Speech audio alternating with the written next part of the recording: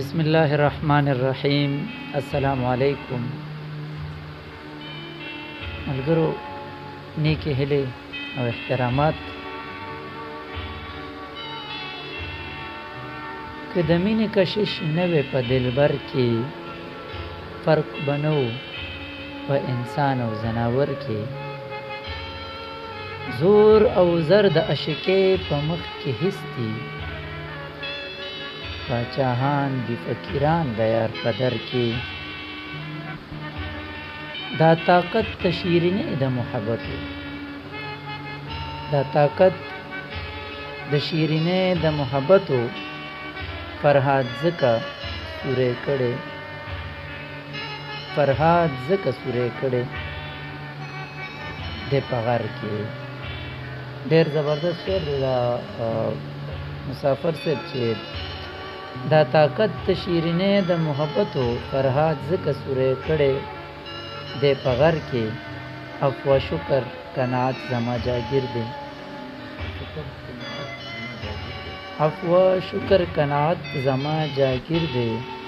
انتقال ما لیدلی د بشر کې. او بل ځای کې مسافر صاحب لیکي چې فرشتي استقبال لره را درومي، فرشتي استقبال لره را درومي. چې راشي څوک د رحم په نظر کې او کسر د مسافر صاحب چې نو مسافر به اله ورسي منزل که ملګری ورسره شو په سفر کې. نو ملګرو زه دا وخت کې په لوی نوښار محله سمندرګړۍ کې محترم جناب شربت خان شربت مسافر صاحب په خدمت کې حاضر شوی یم چې دوی د پښتو ادب سره ډېر د پخوانه یو تعلق دی او د شاعرۍ سره د دوی تړون داسې دی چې څنګه شربت سره د خوږو وي او بغیر خوږو شربت نیمګړي داسې شاعري زما استاد محترم هم دی دوی. نو دا یو د پښتو ادب داسې پټه ملغلره ده چې د پښتو ادب او موجوده معاشره او د نن سبا دوراني مطابق د دوی اشعار د یو نصیحت او د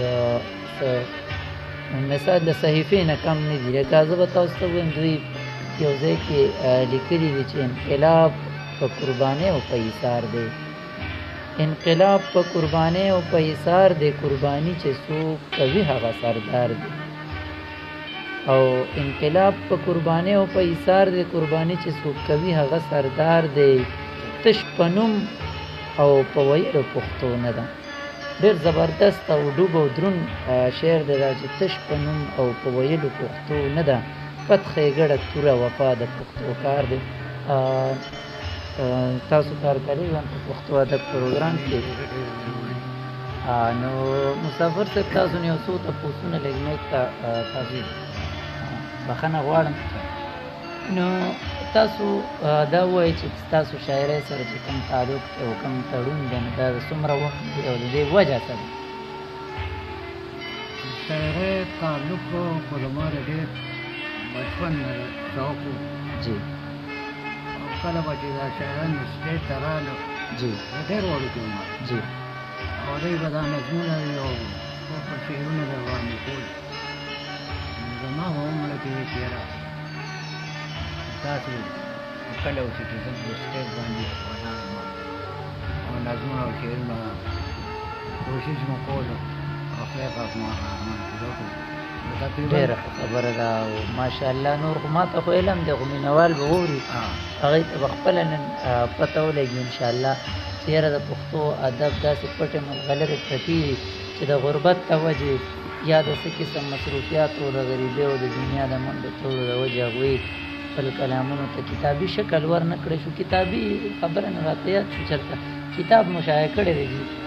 کتاب ته چې کله ما مواد جمع کړ او ډېر زیات کلامونه وویل کم سے کم چې نیم نو 6000 نه برابر. ها ماشاءالله 6000 دا خو دیوان دی نه جوړېده. بالکل. خو بس بدقسمتۍ دا و چې سیلاب راغلو او بالکل په 2010 کې سیلاب راغلی و په نوښار کې. نو هغه ټوله خواري راله بس کړه. زه الله دې ستاسو په ژوند کې برکت وجه انشاءالله نور کلامونه به هم تاسو سره د دنیا یو کتابي شکل به انشاءالله ضرور تاسو جوړوئ. نو اوس موجوده دور چې کوم پښتو ادب او پښتو شاعران دي دوی باره کې تاسو څه خیال دی او څوک ډېر اورئ یا څوک مو ډېر خوښېږي په پخوانو نوي شاعرانو؟ پخوانو شاعرانو کې زموږ مشر چې و نو عبدالله نبیل، څوک ورته عبدالله رئیس وایي، ښه جي د نوښار د وایي نوښار عبدالله بابا د نافخوانۍ بادشاه. افغاني بادشاه جی جی دا مې ډېر زړه ته مراتب شاعر مسافر صاحب خبرې اترې به کوو انشاءالله او یو بل نه به تپوس پوښتنې هم کوو. خو مینوال دلته شاعرۍ دپاره راغلي دوی ته ما وایي چې څه کلام به پیش کوي مختصر غوندې انشاءالله بله مرکه به ډېر زر کوو. زه خو به ته وایم چې زما کور والا وفات شوي دي، ښه الله دې مغفرت نصیب. هغې په یاد کې ما دا یو غزل جوړ کړی دی. جی دا به ارشاد ستاسو په خدمت کې وړاندې کوم. ارشاد. ای زما د ژوند ملګري چېرته یې راښکاره چا یو بڅرې چېرته یې ستا خبرې مې په زړه باندې ورېږي را سره وکړه خبرې چېرته واه ډېر او که خطا ویرانه شوې ما معاف کړ را په خوله شمروري چېرته یې واو ډېر بهترین عالم او د هر چا پړ کې سنا سهرمان د ارمان د مسافري پریږدې خو مې اوازې ګلالې په نیمه لار کې څومره بې وفاوې رانه لاړې اعتبار کې واه ډېر ښه ډېر زبردست. پریږدې خو مې اوازې ګلالې په نیمه لار کې څومره بې وفاوې رانه لاړې اعتبار کې څومره بې وفاوې رانه لاړې اعتبار کې نو پرېږدې خو م غمونو کې شپه ورځې سوچونو کې کا دې کړو دیدن په ما نه راځي خوبونو کې نو خوب کې دې مدام یم د راتلو په انتظار کې څومره بې وفاوې رانه لاړې اعتبار کې ډېر ښه څومره زبردست. بې حد دی وفاوې حد دی استاد رانه حد.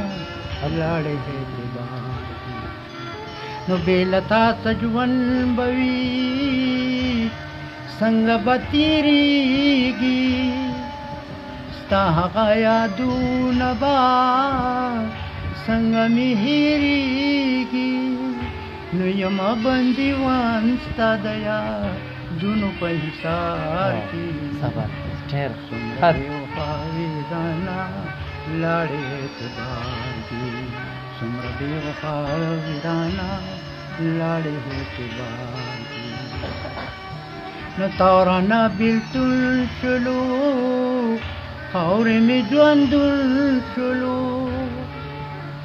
هوش حواس مې نشته دی حال مې د مجنون شلو نو ګرځم لیونې لیونې ستا خاموشه ښار کې څومره بې وفاوې رانه لاړې اعتبار کې پرېږدې خو مې یوازې ګلالې په نیمه لار کې څومره بې وفاوې رانه لاړې اعتبار کې نو ستا هغه وادي هغه لوظونه چې را یاد کړم خېژې مې لمبې د سره عشق دې برباد کړم دومره زیاتې نه کوي نه ترسې څوک په پیار واه کې واه زبردست ډېر څومره بې وفاوې بهترین. رانه لاړې اعتبار کې څومره بې وفاوې رانه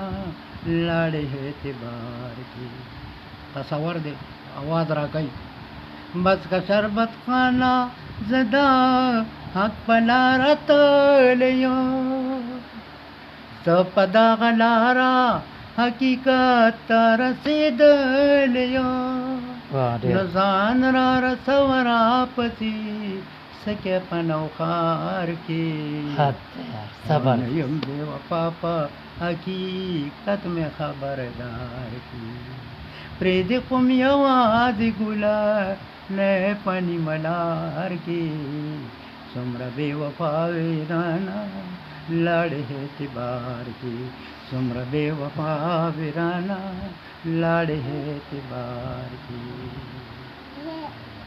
ګوره یعنی یو روح پورې یعنی زما له الفاظ اوس دې ټایم کې زما خولې له نه راځي چې یو قسم روحاني ماته احساس وشو دې خبرې یقینا مینهوالو ستاسو به زمونږ د نن مرکه شربت خان مسافر صاحب د لوی نوښار محله سمندر ګړی نمبر هم د دوی په کامنټ کې به تاسو ته میلو شي نو دا زما ذاتی طور زما محسن دی زمونږ مشر دی زما ملګری زما استاد زما تره زما یعنی هر څه کومه رشته چې د ورورولۍ د پښتونولۍ د پتپالۍ د مسلمانۍ ده هغه زما دوی سره ده او زه ډېر زیات محسن یم د پښتو ادب پاڼه تاسو زما مینهوالو ته خواست وکړئ چې دا پاڼه لایک کړي دا چینل سبسکرایب کړي انشاءالله موږ بیا راځو دی ته کلامونه نو دا